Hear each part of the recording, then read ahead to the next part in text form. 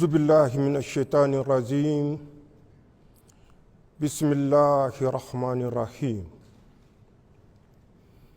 Nigériennes, Nigériens, mes chers compatriotes, demain, 18 décembre 2024, par la grâce d'Allah subhanahu wa ta'ala, le clément et le miséricordieux, nous célébrerons le 66e anniversaire de la République du Niger.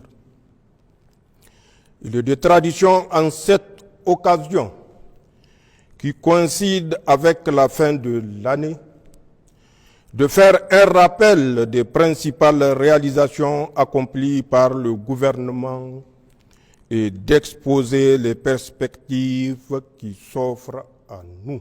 Cependant, dans le contexte actuel, marqué par la nouvelle vision dans laquelle notre pays s'est inscrit, depuis la prise du pouvoir le 26 juillet 2023 par le Conseil national pour la sauvegarde de la patrie, je voudrais surtout réfléchir avec vous, mes chers compatriotes, sur l'essence même de notre République, de sa proclamation en 1958 à nos jours.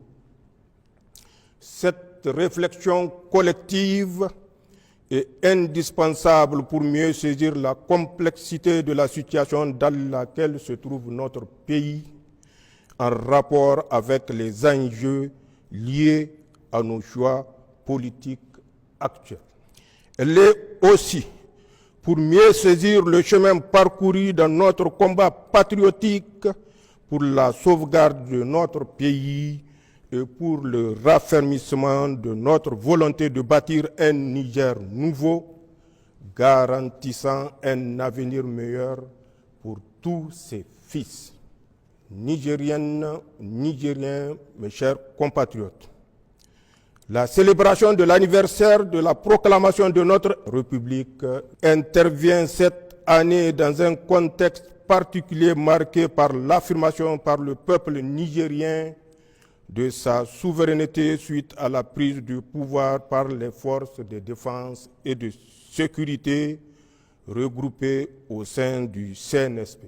Depuis lors, comme vous le savez, notre pays fait face à une adversité totale, d'un côté de la part de tous les acteurs externes qui voudraient nous voir revenir dans leur giron, et de l'autre, des traîtres internes qui se sont compromis avec les intérêts étrangers et se sont adonnés à l'accaparement frauduleux de nos ressources publiques. Mes chers compatriotes, le moment est certainement venu de vous entretenir solennellement de la stratégie cynique mise en place par nos ennemis pour mettre notre pays à genoux et le soumettre. D'abord, sous le coup de la surprise et de la colère, nos ennemis, comme vous le savez, ont décidé d'un embargo inédit et inhumain contre le peuple nigérien pour donner à leur agression militaire contre notre pays toutes les chances de réussir. La suite des événements est connue de tous. Notre grand peuple, soutenu par ses frères du Burkina et du Mali, a su victorieusement y faire face avec dignité, résilience et détermination.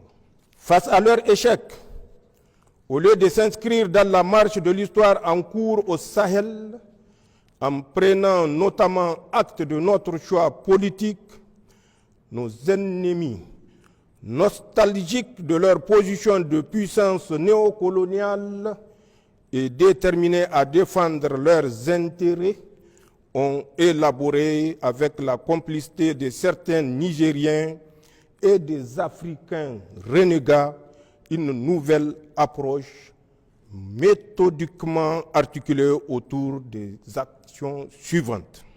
1. Une cabale médiatique organisée contre le Niger, ses pays frères, ainsi que leurs dirigeants à tous les niveaux. 2.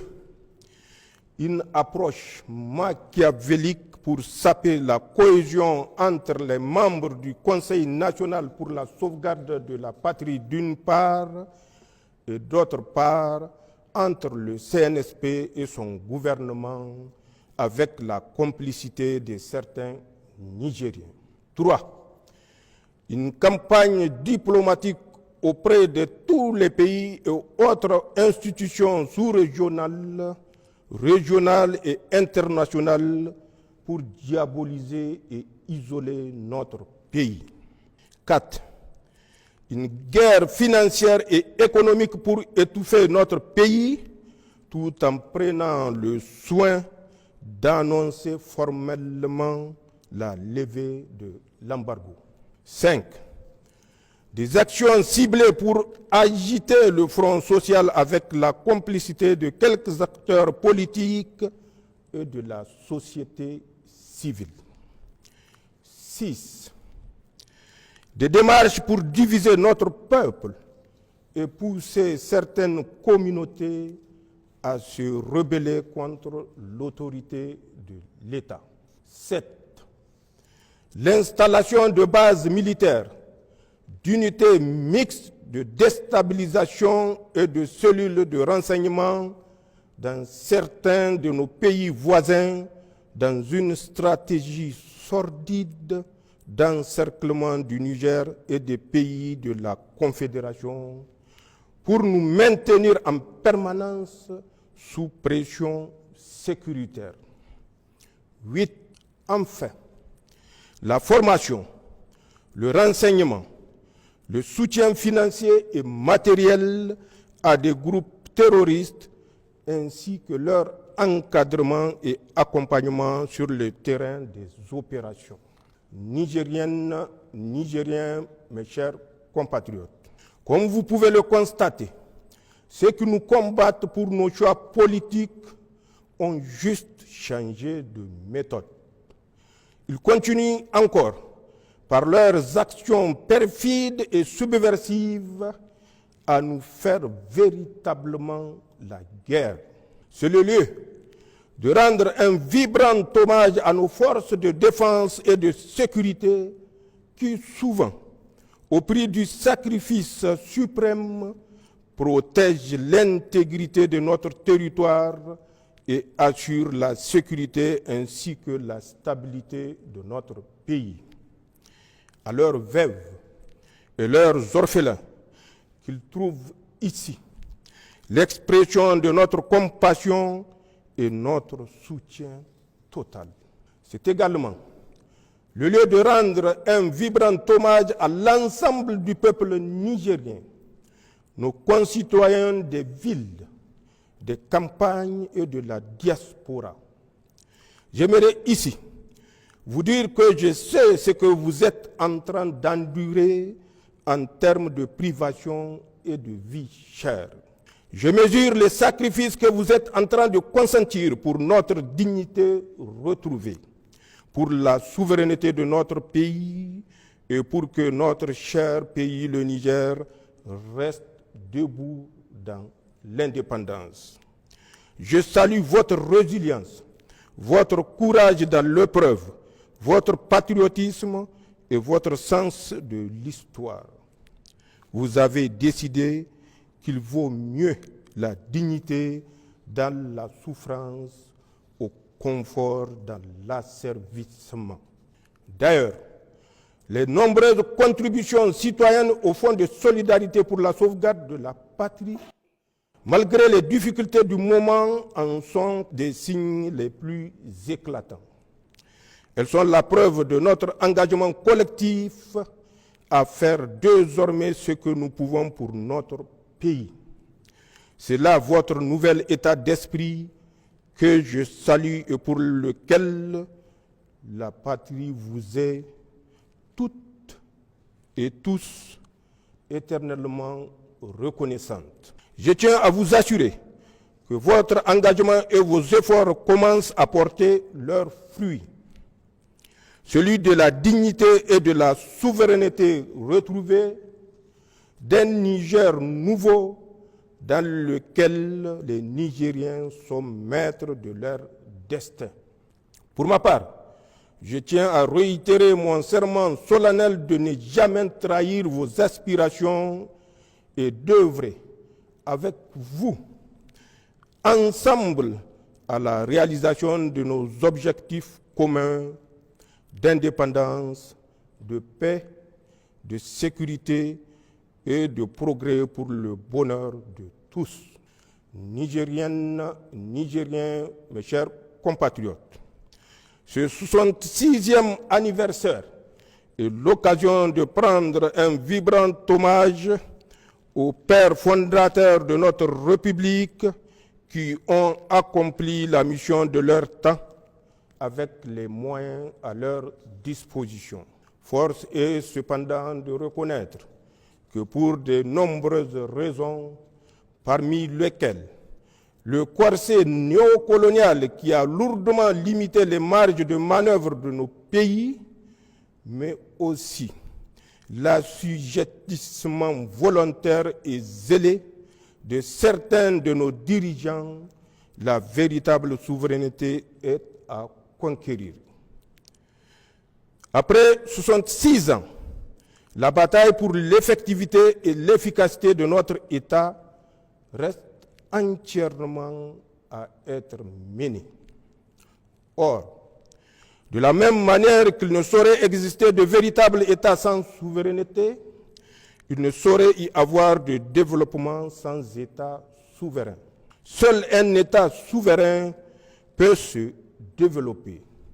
Il n'y a pas de précédent historique d'un État sous domination qui a réussi à se développer. Nigériennes, Nigériens, mes chers compatriotes, nos pères fondateurs nous ont transmis le flambeau et notre génération a décidé de remplir plus que jamais sa mission afin que ce flambeau ne s'éteigne entre nos mains. La tâche est colossale, nous le savons tous, mais sans triomphalisme aucun. Nous pouvons déjà nous réjouir de certains accomplissements structurants.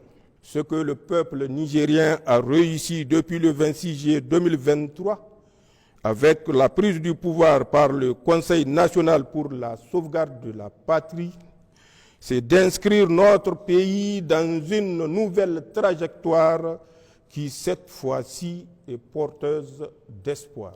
Ce que nous avons réussi, c'est de renvoyer de notre pays, sans haine ni violence, les forces étrangères qui entravaient notre souveraineté et empêchaient véritablement à nos forces de défense et de sécurité de monter en puissance pour accomplir efficacement leur mission.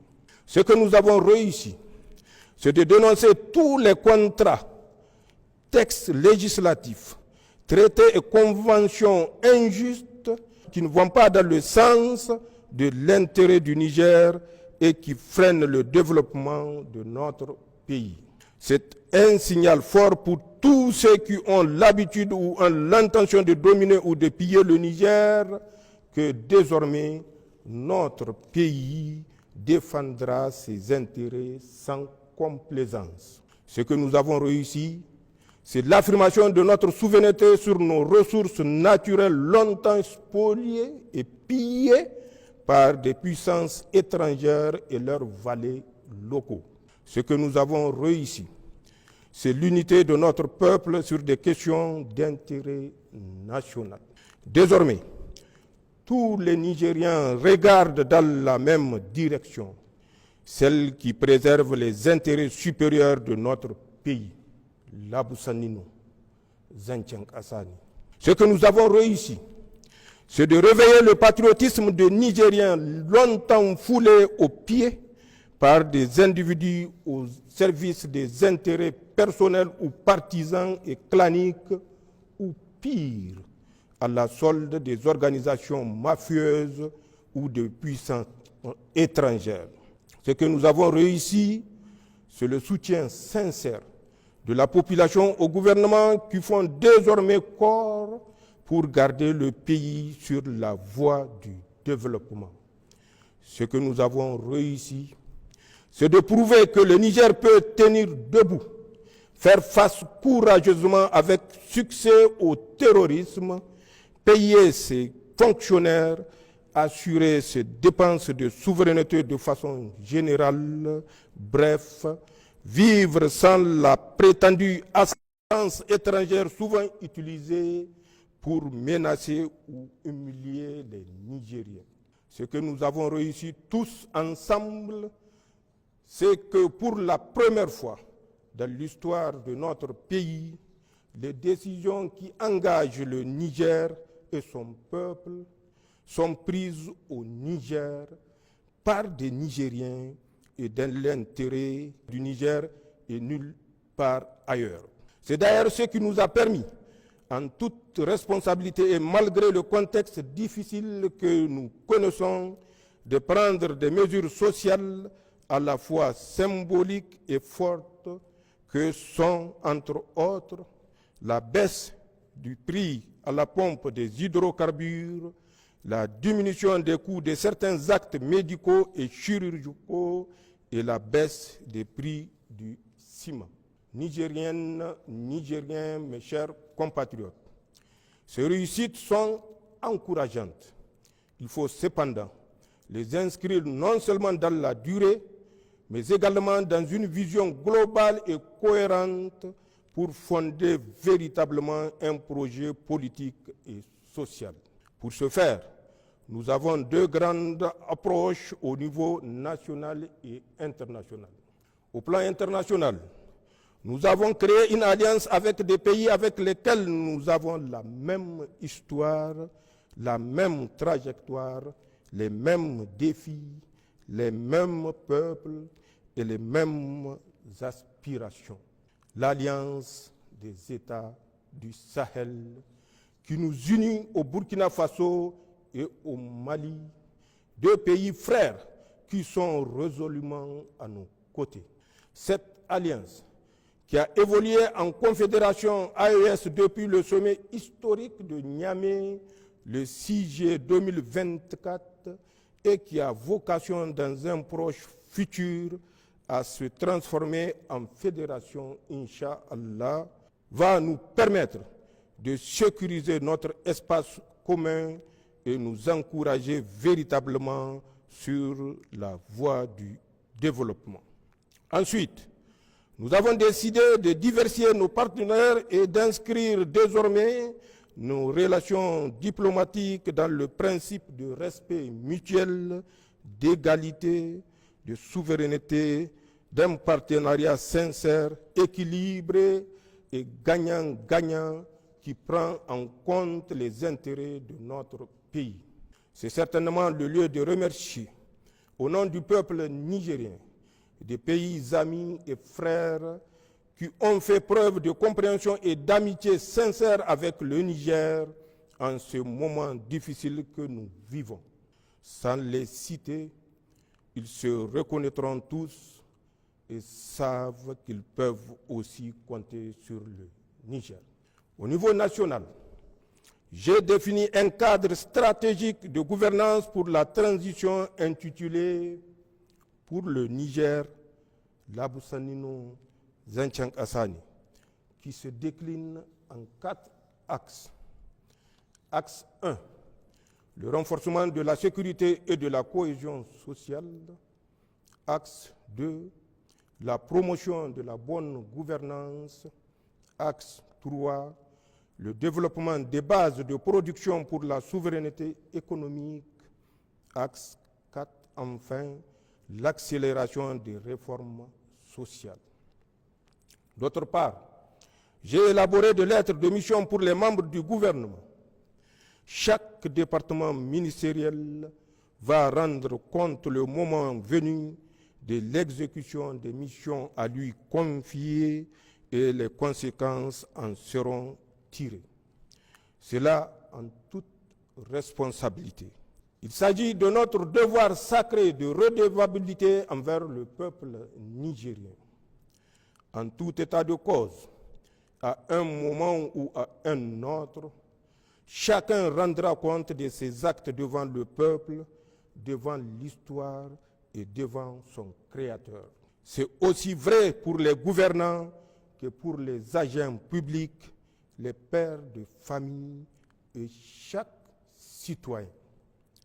Nigériennes, Nigériens, mes chers compatriotes, pour finir, j'aimerais évoquer 3 sujets d'actualité d'intérêt national, voire international.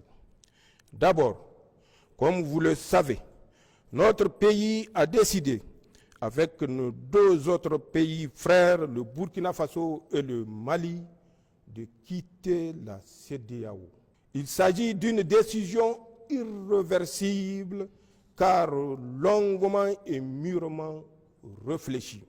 Elle s'inscrit dans la démarche de reconquête de notre souveraineté pleine et entière, condition indispensable à notre sécurité et à notre développement dans le cadre de l'Alliance des États du Sahel. Aussi, elle a le mérite d'avoir enlevé définitivement aux puissances étrangères et leurs valets africains tout moyen et toute légitimité pour nous faire la guerre à travers la CEDEAO, instrumentalisée et détournée depuis plusieurs années de ses nobles objectifs. J'aimerais par conséquent rassurer tous les Nigériens et au-delà tous nos concitoyens de la Confédération AES que la sortie de la CEDEAO n'entraînera pas le chaos pour nos pays et leurs nationaux. Le Niger et notre confédération continueront à entretenir de bonnes relations de voisinage et de coopération avec tous les pays de notre région ouest-africaine, comme c'est le cas d'ailleurs avec les 42 autres pays africains membres de l'Union africaine et les quelques 180 pays membres de l'Organisation des Nations Unies, épris de paix et de justice. En tout état de cause, je tiens à rassurer nos concitoyens de la Confédération que toutes les dispositions seront prises pour parer à toute éventualité. Le deuxième sujet que je souhaite aborder avec vous, chers compatriotes, a trait à la campagne hivernale. En effet, comme vous le savez, cette année, Allah nous a gratifiés d'un hivernage fécond. Les pluies ont été abondantes.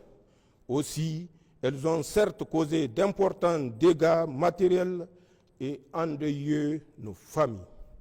À cet effet, j'ai une pensée pieuse pour nos disparus et salue les efforts de tous ceux qui nous ont soutenus pour faire face à l'urgence et en particulier le comité national qui a fait la preuve que le Niger est souverainement à même de gérer un tel type de situation.